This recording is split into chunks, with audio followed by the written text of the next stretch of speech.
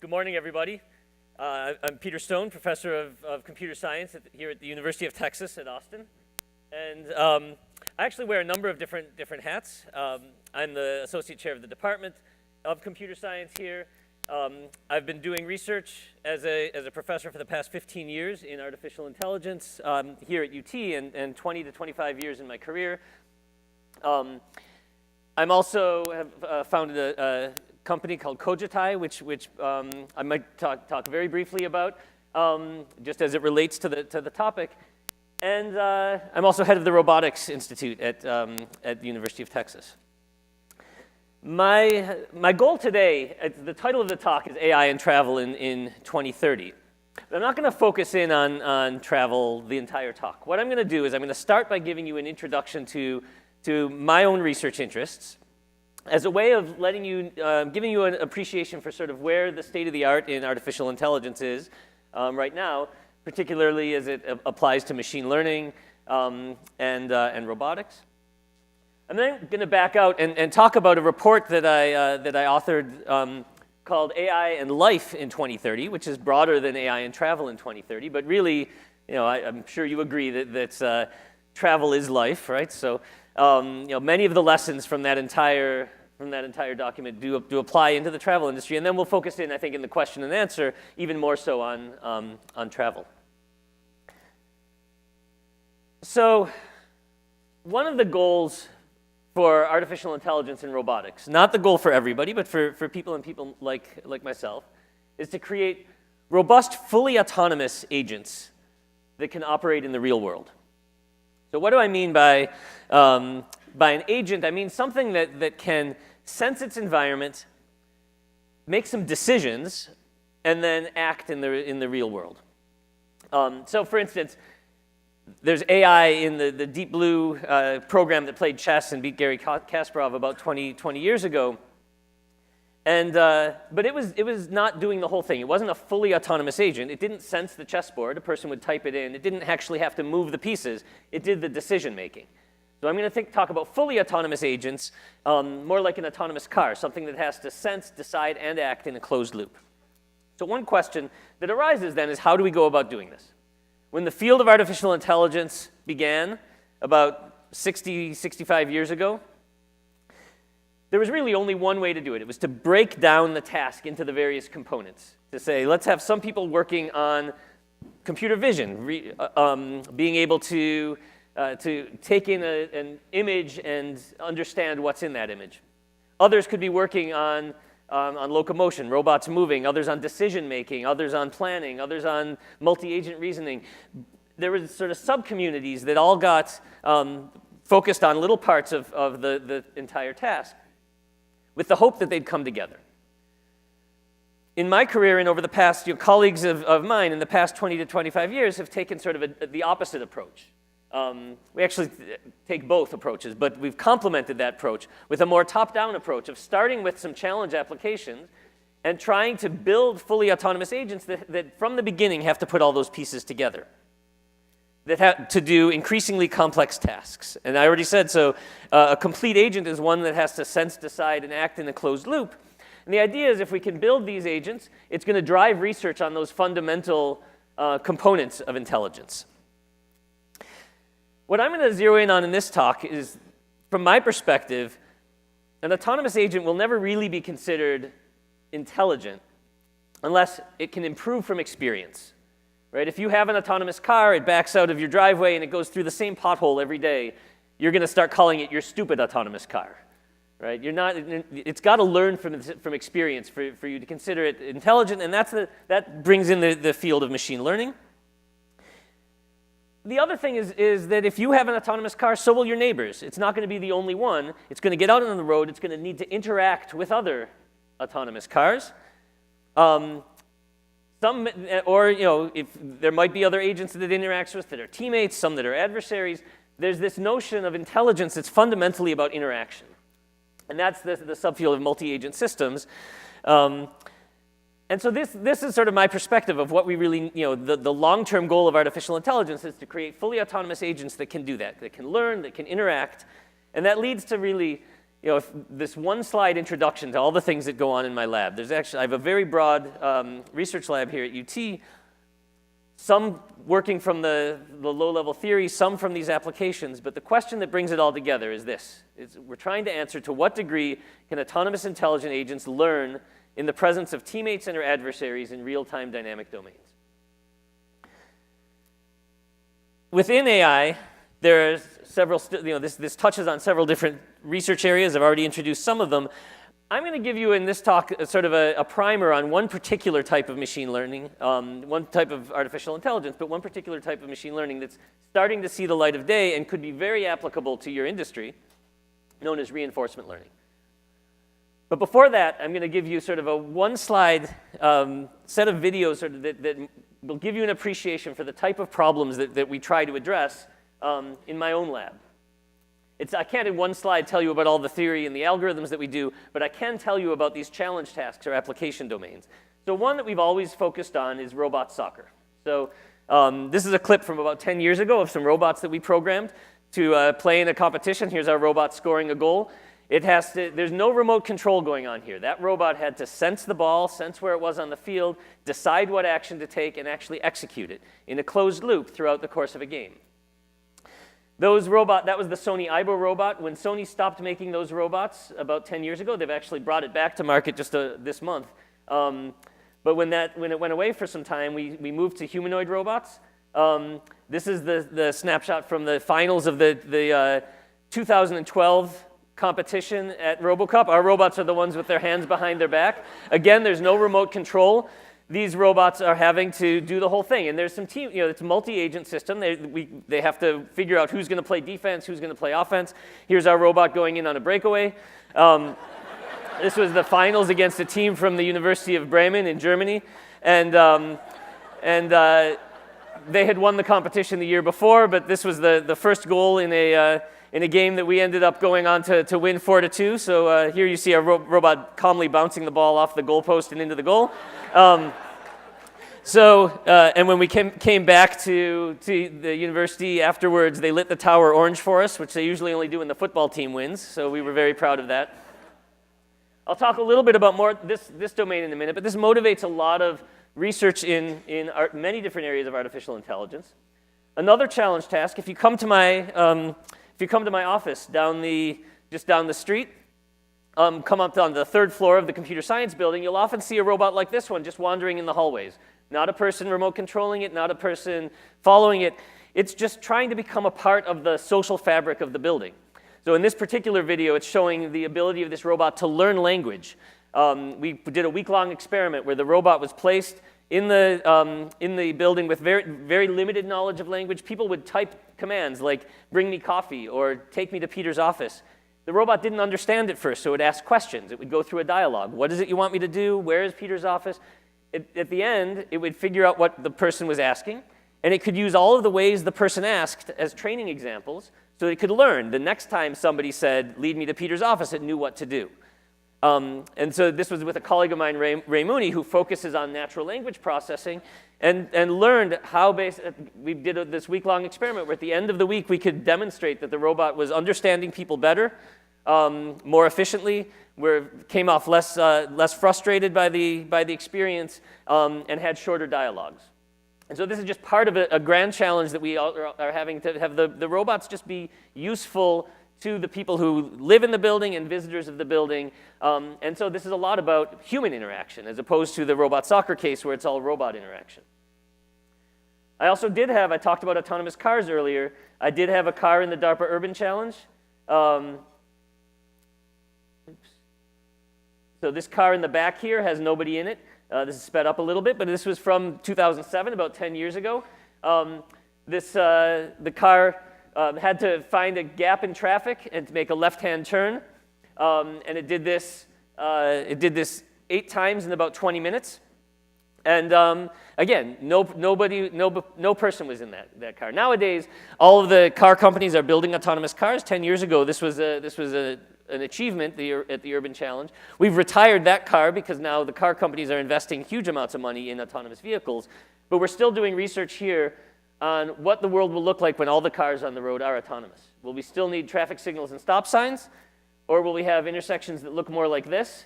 This is what I think the intersections can look like once we have autonomous vehicles on the roadway. What's going on here is the cars that are white have called ahead for a reservation exactly when they're going to arrive, and they've asked, instead of a traffic signal, they've asked, can I move through at this time?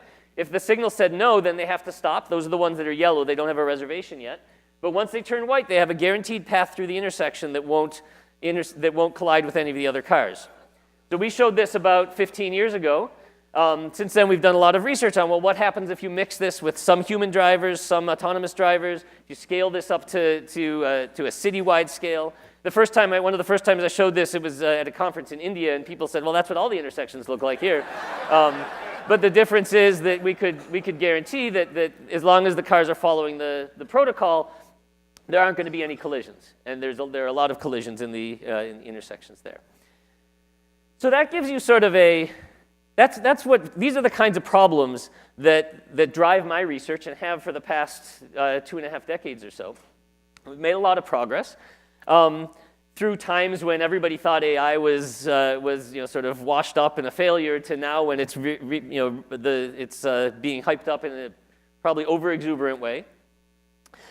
But through this time, we have made a lot of progress. We continue to make a lot of progress, and there's a lot of exciting possibilities.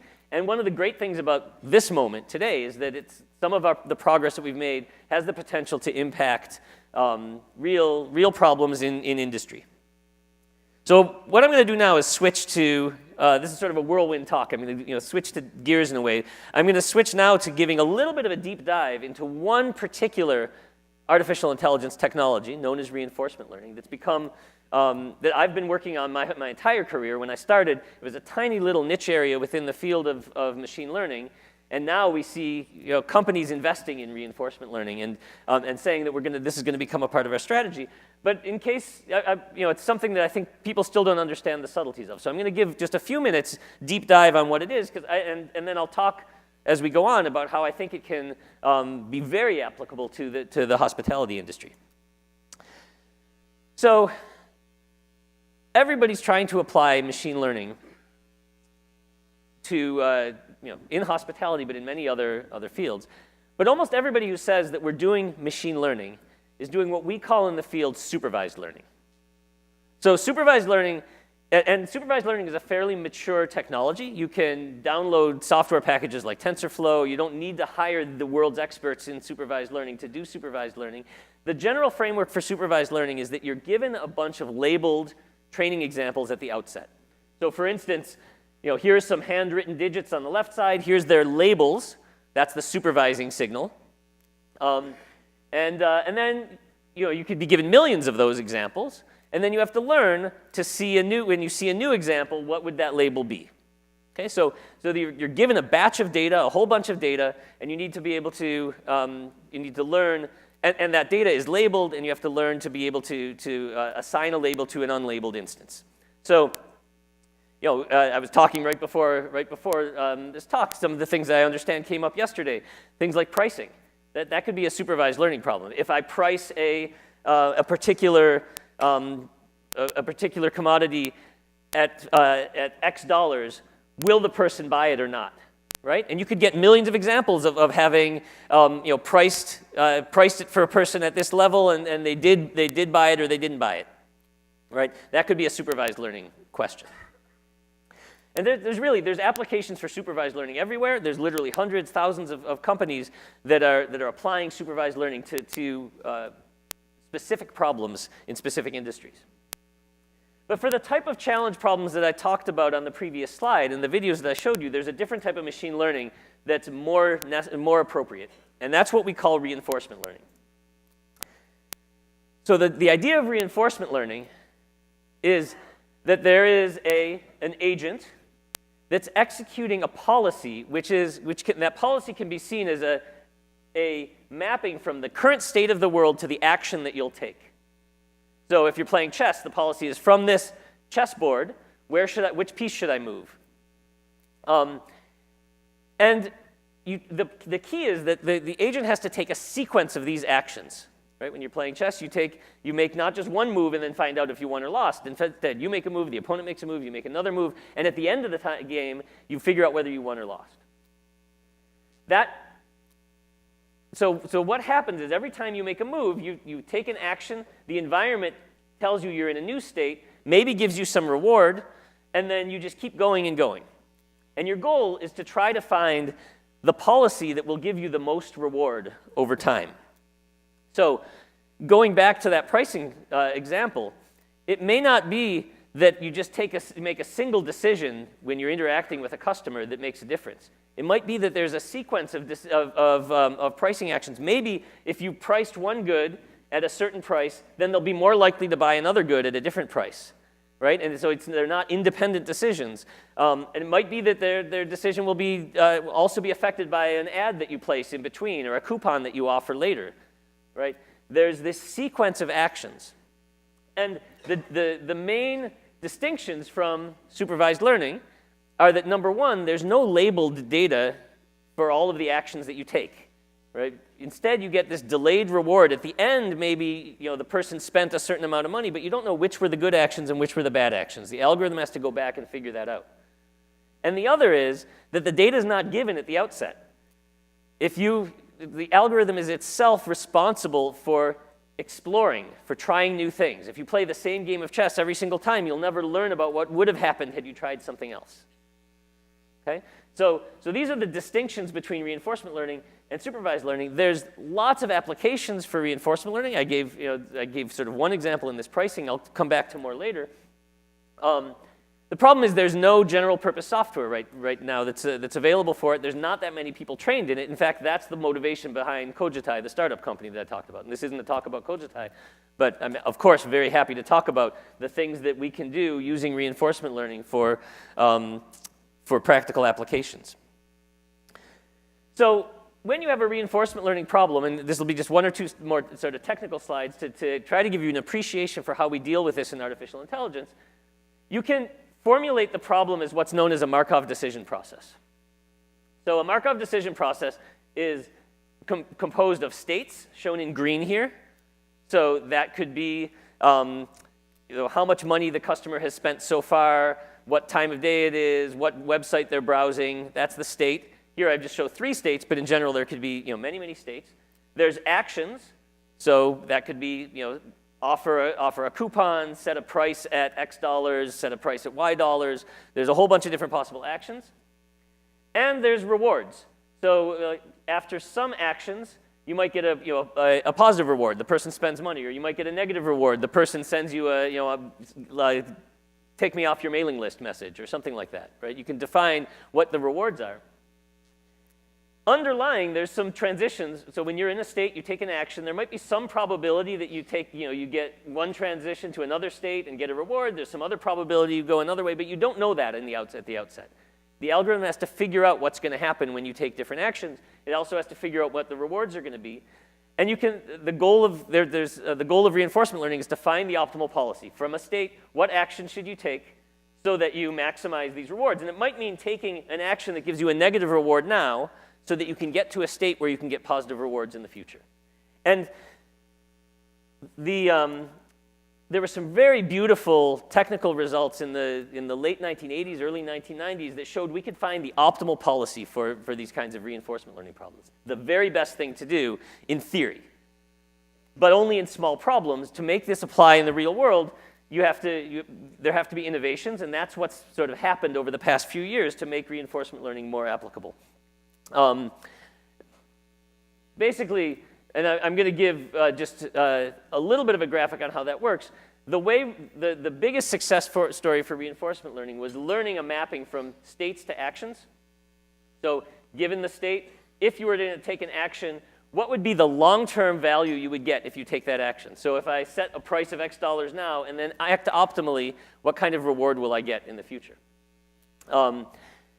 And there's a nice algorithm that will find that optimal policy by learning that intermediate data structure. The problem is when you have lots and lots of states, you can't list all the states and actions. And so there have been advances more recently using neural networks and other types of functions for approximating this in very, very large states and action spaces, and that's why reinforcement learning is now able to be used. It's some examples of where it has been used as much as 15 years, 10 or 15 years ago. There were some great examples of game playing, of having it learn how to play backgammon at a human champion level, controlling a helicopter. More recently, some colleagues have developed sort of healthcare-related applications like adaptive treatments of epilepsy, and some sustainability applications like wildfire suppression, invasive species management. And then the thing that's really brought reinforcement learning into the news is Google's DeepMind's AlphaGo program, which I suspect you've heard about, beat the human Go champion about a year ago. And deep in the core of that program was a reinforcement learning component. So in my lab, we've also been looking at applications of reinforcement learning and ways to scale up reinforcement learning. So one is by human interaction. So to use another example, you may have, in hospitality, there might be the question of, should you leave are you going to get better reactions on your customer surveys if you leave a chocolate in the room or not? Or maybe, and that's something you could do A/B testing on, right? But there's so many different choices, right? Where do you put it? I understand you don't want to put it on the pillow because that could make the linens dirty, but maybe you put it on the end table, or should you do it every day that they're there? Should you do it just the first day that they checked in? How does this interact with all the other things you might do for them? What type of chocolate? When? And it's this sequence of actions that you take. One of the things that you could just explore all of those randomly, like try the whole space of actions on all the different hotels in the world, but we could also learn by starting from what we know works, from human interaction, saying that was a good thing to do, we already know that's good, try to do things more like what we know, and then explore a little bit. So for example, we used the game of Tetris as a test bed for that. This was an agent that was learning to play Tetris, at first just playing randomly, putting the pieces in random places, but a person was saying good move or bad move. So the square up at the top flashes green when it's a good move, red when it's a bad move from a person. Reinforcement learning is able to get really good at playing Tetris if you just leave it on its own for hundreds and thousands of games. But it takes a long time. It has to explore all the things it might do. From this human interaction, we were able to show that, first of all, even in this first game, it's starting to make better and better moves as a result of that interaction. It was random at first, now you see it sort of fitting the pieces. And if we just go to the third game, here's a clip from just 3 games later of the person giving human interaction. It's already learned to play this game very well. Okay? So this is a way of scaling up. Rather than having to try all of the random possible actions that it might take, it's getting feedback from a person and using that to focus in on what it could do. So all the things you already know about what works for customer satisfaction could be used to give feedback to a reinforcement learning algorithm that then tunes those actions in a way that you didn't know, or that you hadn't thought to try. We've also spent time in my lab thinking about transfer learning. So there's many related problems where if you learn one, it can speed up learning on another one. So for example, when you teach a kid to play chess, you don't necessarily start with chess. You might first teach him or her to play tic-tac-toe. Maybe they'll learn some concepts there, then they move up to checkers, then you move up to chess, and expect that the lessons they've learned on a different game will transfer to the more complicated game. We can do that in reinforcement learning as well. And this can also have, so maybe the concept you've learned about what works for hospitality in a low-budget hotel, you don't want to do exactly the same things at a high-end hotel. But if you've learned how to do it in one, it should be quicker to learn how to do it in the other. Okay, that's what transfer learning can bring for us. We've also looked at ways of hierarchical and adaptive representations. That's a big part. So hierarchy is the concept of, if I want to try to optimize my path from here to the airport, I don't necessarily want to reason at the individual step level, like it's better to move right or left here. I might want to think more hierarchically, like I should exit from one side of the hotel or the other side of the hotel. or I should take the highway or the other road. I don't, there's low-level decisions, but I want to really make my decisions at a higher level of the hierarchy. That's a challenge in reinforcement learning. And then, since I work on robots, some of the challenges that come up are making the learning happen with as efficiently as possible, with very few examples, and in very large state spaces, because a robot, with vision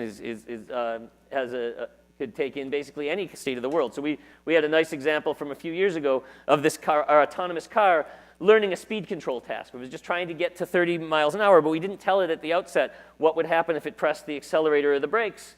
It had to experiment and figure that out. So it learned by itself that it can speed up by pressing the accelerator, slow down by pressing the brakes, how much to do that so that it could achieve its goal of 30 miles an hour at a constant speed. Okay, so that was reinforcement learning, a little bit of the technical aspect of it, some of the applications. I'm now going to zoom. I showed you some of the challenge problems that we think about in my lab: the autonomous cars, robot soccer, the robots wandering in the building. I'm going to give you a little bit more about robot soccer, because I think this is actually a really exciting application area that touches on lots of the challenges of artificial intelligence. And the grand challenge of the RoboCup, or robot soccer community, is by the year 2050 to create a team of humanoid robots that can beat the best World Cup team on a real soccer field. Not the US team, the best World Cup team. So this is still in the relatively early stages, although it's been going on for about 20 years now. There've been competitions every year for the past 20 years in different leagues. I've shown you some videos of some of them. The best way to see how this is driving progress is to look at what it looked like in the first years, in 1997 and 98. When actually it was a huge success to just have robots moving around and not breaking. Although sometimes they did catch fire. One of them caught fire in this league here. They fall over sometimes, but when they do, they would get up. They'd drive into walls, but they'd keep going afterwards.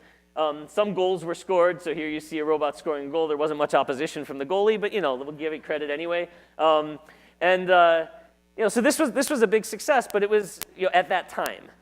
When we flash forward just 10 years in the competition, so still 10 years in the past now, things improved dramatically. So these are, again, some of the same leagues. It was the first year of the humanoid competition, so the robots were just doing a penalty shot competition that year. But the other robots are moving faster, they're passing. There's all the different aspects of artificial intelligence are coming together here in that they have to see, they have to act, they have to they have to decide, they have to communicate, they have to work as a team. So some of the mantra for this style of research is that good problems produce good science.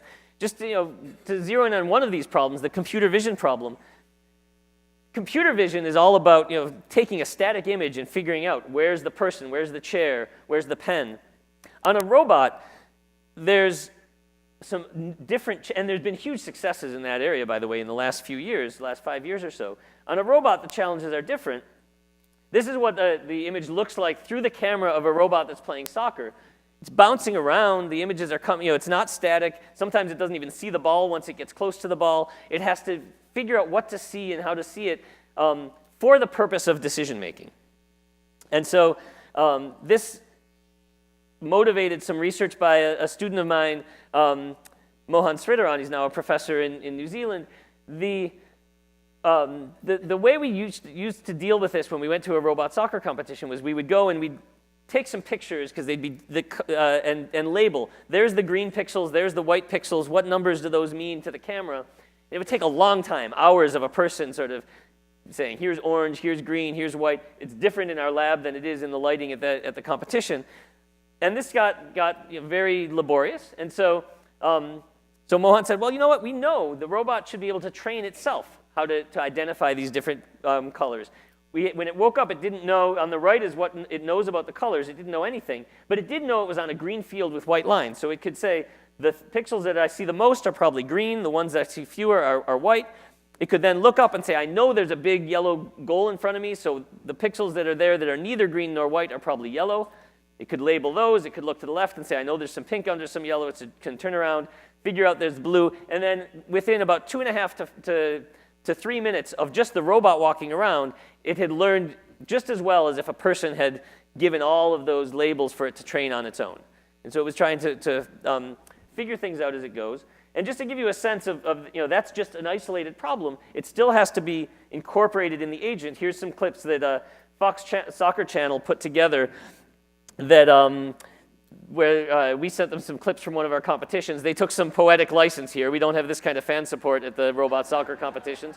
But you'll see that while they're doing that vision aspect, they also have to be incorporating this in the decision making. So so here's some of the, and this is sped up a little bit, but you'll see our robot being able to go in and not just see, but also also be able to figure out where to kick, when to kick.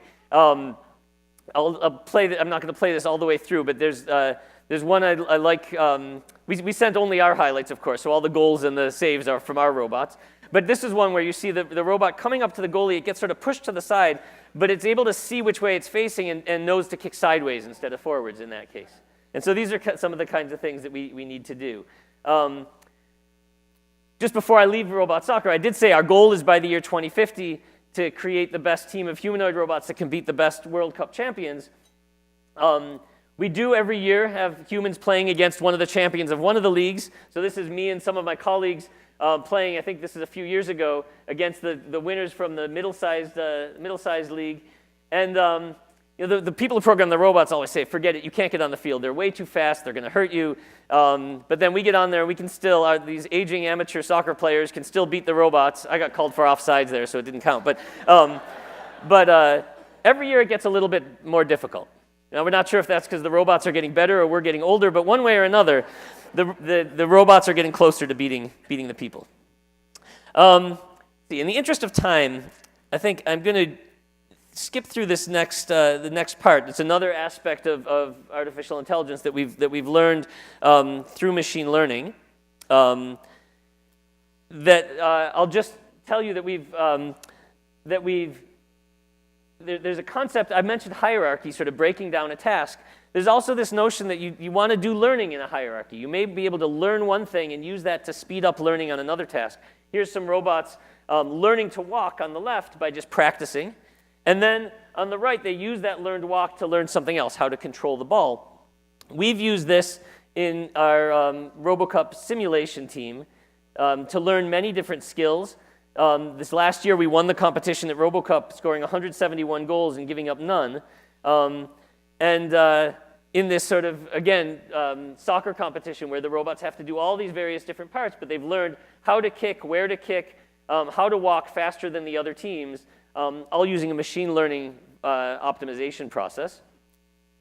And we've then used this to take what's learned in simulation to also learn on the real robots. And we now actually have the fastest known walk. This is a walk that one of the other teams in the competition developed on this humanoid robot.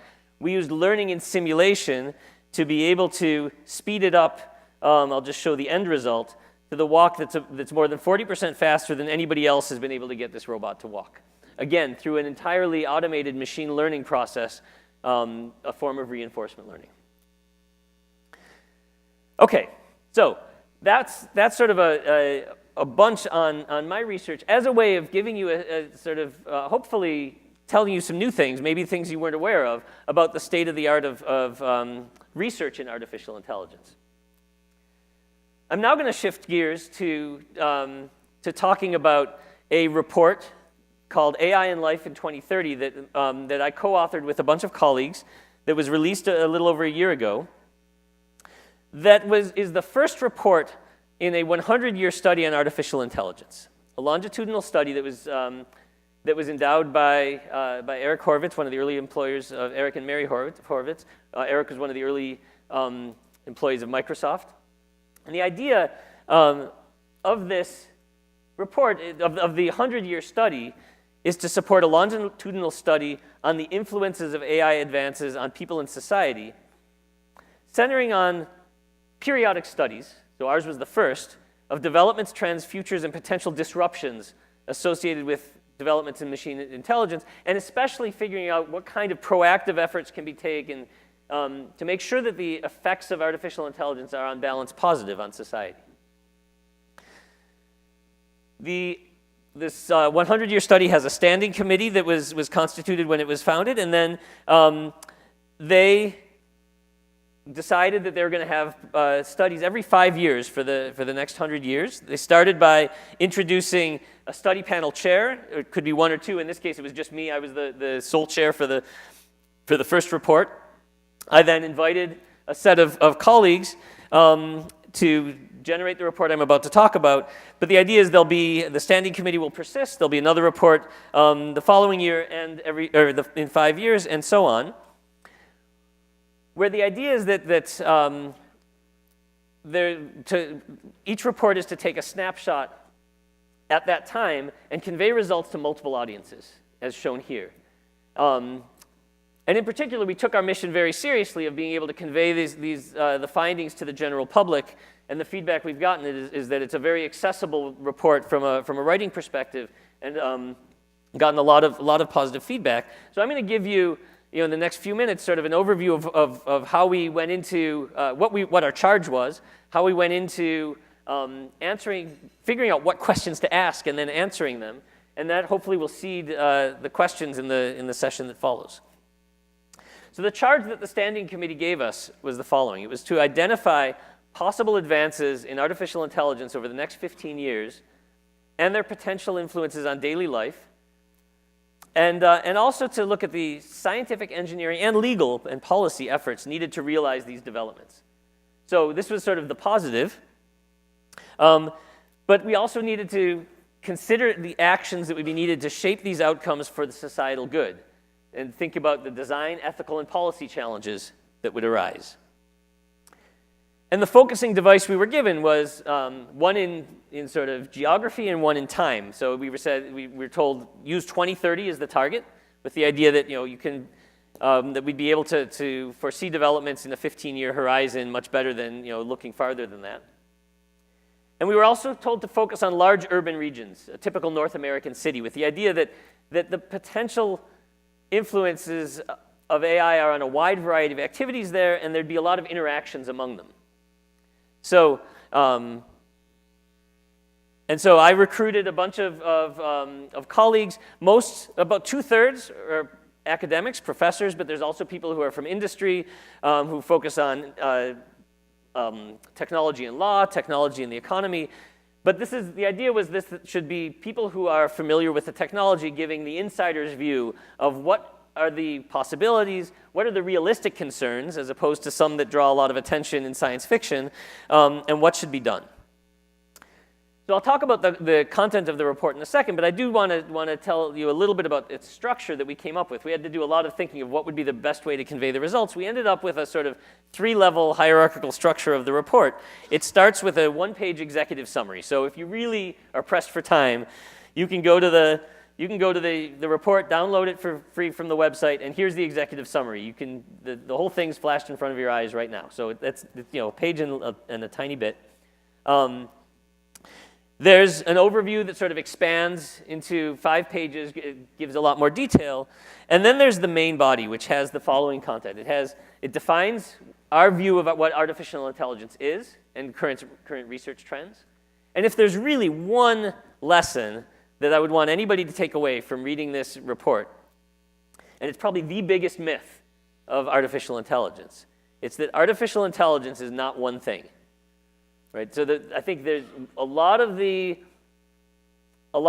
press and a lot of the sort of sensationalism around artificial intelligence comes from the following very tempting fallacy, and the reasoning goes like this. I just learned that a computer program can beat the world champion at Jeopardy, right? So you see that news report, and you say, wow, that's something I can't do. I can't beat the world champion at Jeopardy. That computer must be much smarter than I am. Because it's smarter than I am, it can probably do everything that I can, better than I can. It can fold laundry, it can put away the dishes, it can, all the things I do. And that's just not true. Right? The technology to beat the world's champion at Jeopardy is not the same as the technology to do many of the other things that you do very well. And so it's AI is a collection of technologies, each requiring sort of dedicated research, and each having different applications. And that's one of the most important lessons. So having done that, having defined that very carefully, we then broke down AI 8 different areas with likely urban impact by the year 2030, and each of them looked backwards 15 years and forwards 15 years. I'll tell you what those are in a second, identifying the opportunities, the barriers, and the realistic risks if the technology isn't treated appropriately. And we also include policy and legal issues, current status and recommendations, and there's lots of callouts in the margin. So again, this is the report itself.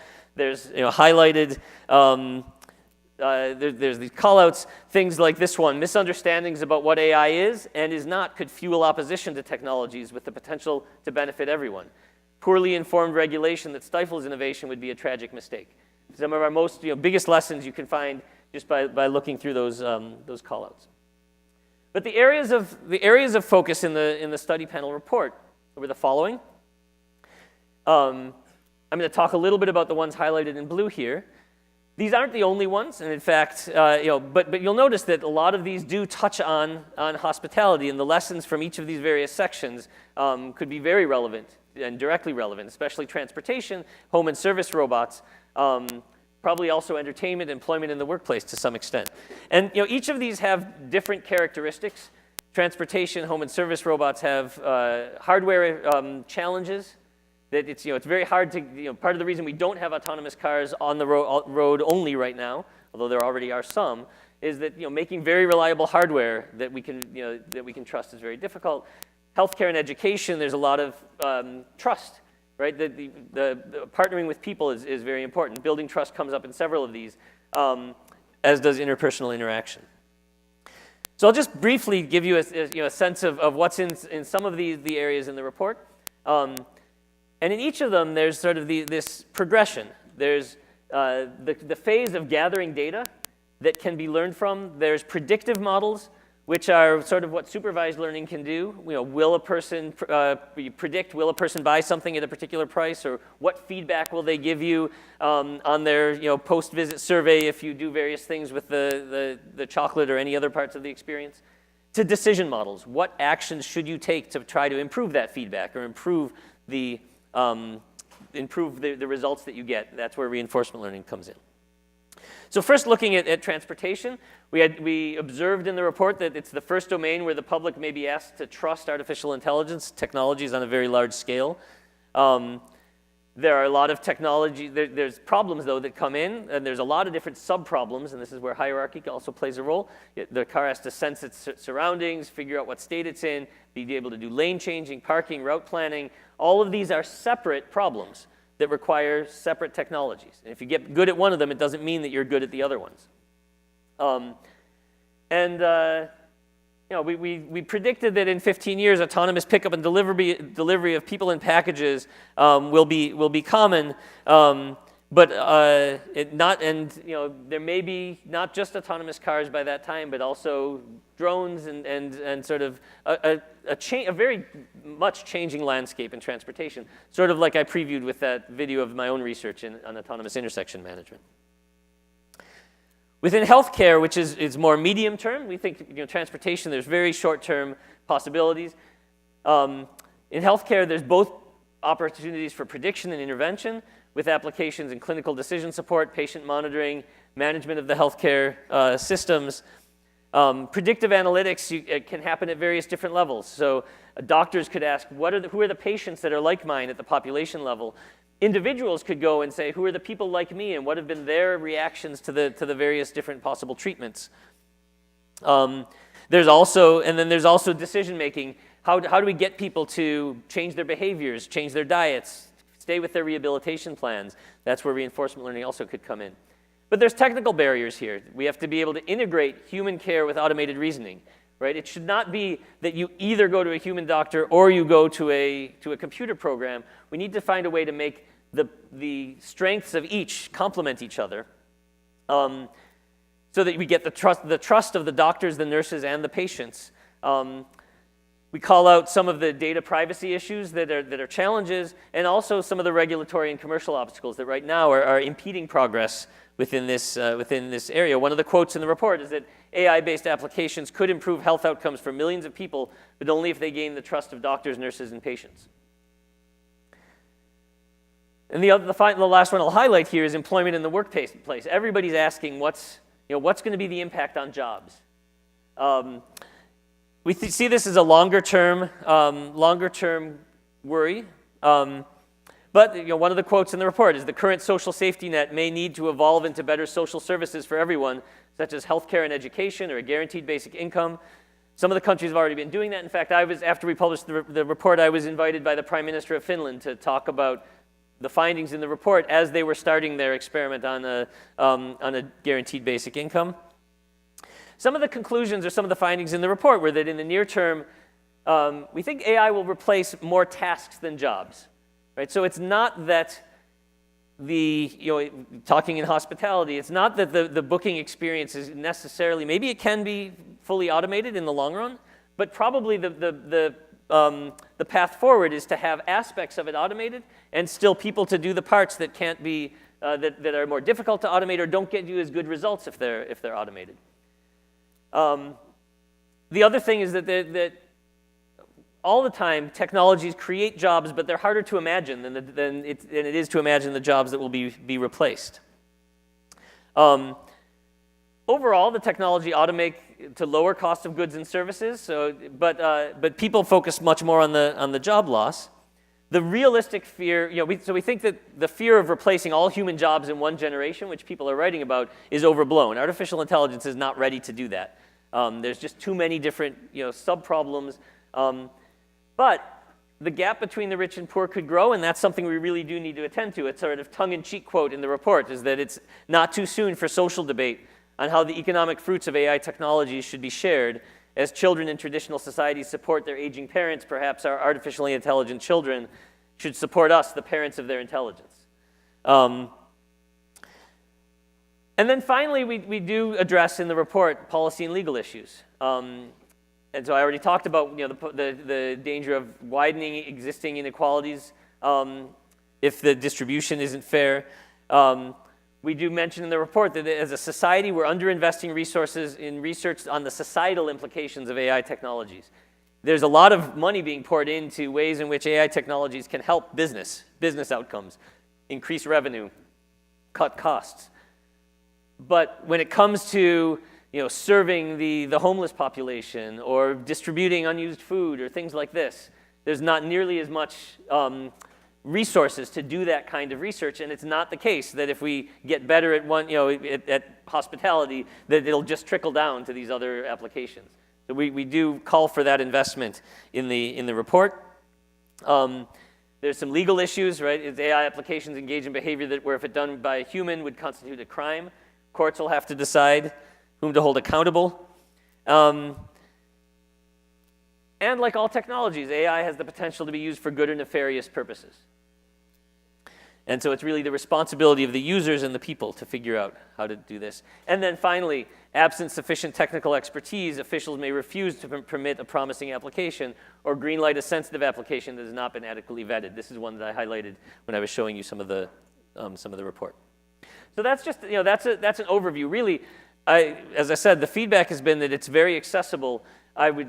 If this interests you at all, I strongly encourage you to just go to the website, which you can, if you search AI 100 report, it's the first thing that comes up, the 2016 report. You can just go and download the full thing. And I'd be very happy to hear any feedback you have. I think you'll find a lot that is directly relevant to hospitality and to the things that you think about. So with that, I hope this is, I really appreciate the opportunity to speak to you. And again, just to recap, I've given you a little bit of a deep dive on cutting-edge research in artificial intelligence, especially with machine learning and robotics that we're doing in my lab. And then zoomed out a little bit and talked about AI in life in 2030. And I think there's now time to discuss AI and zero in a little bit on travel in particular. So thanks for your attention, and it looks like there'll be questions from up here.